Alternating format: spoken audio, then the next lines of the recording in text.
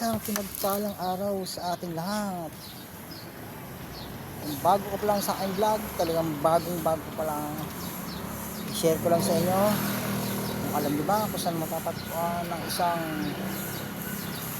yung mga bentahan ng kalakal, kundi sa isang junk shop. Nandito ngayon tayo sa junk shop.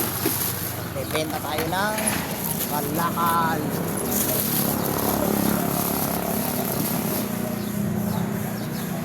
Tanggal tayo ngayon ng ani. Mga boss, natanggal ko ang aking kalakal.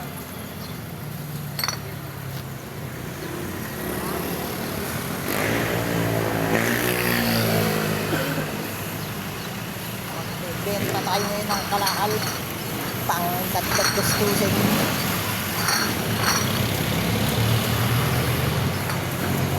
Dagdag sa bayarin.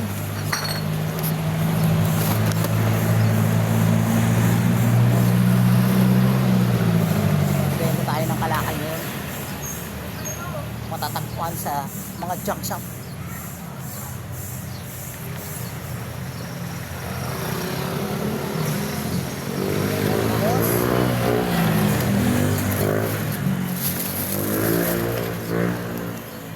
Pakilo ko muna itong plastic. Tignan ako sa junk shop ito.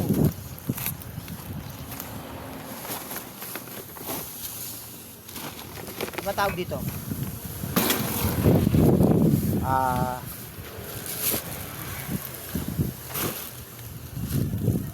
Sibak, ganon?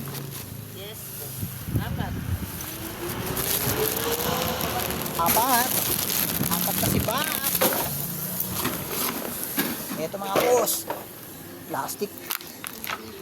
Ito naman bakal. Bebenta naman tayo ng bakal. Tapos bakal. Pero ikot ko yung mga kalakal ko.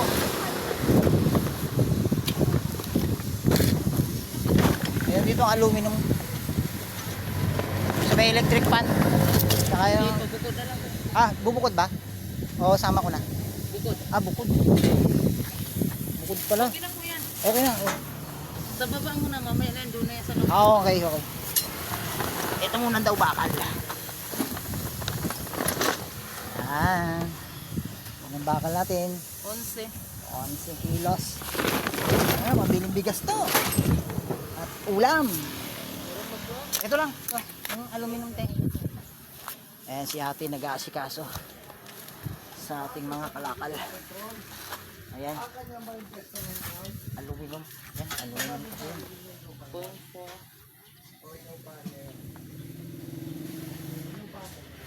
Yun no. Kinukwenta ni ate magkano lahat ng ating mga kalakal. Ito po, mga 210 pa tayo. Basura sa loob ng bahay, 210.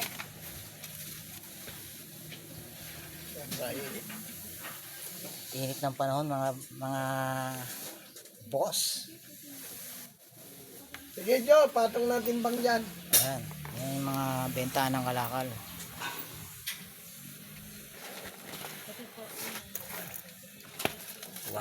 Salamat po, God bless po. Ayan po mga boss, ito na yung mga pinagbenta natin mga kalakal. Salamat kay ate na nasikaso, napakabait niya ate. Lahat ng mga trabaho rito mababait, pati si bossing may-ari ng kalakal. Ayan na po, naka 210 tayo mga boss, pambili ng ulam at bigas.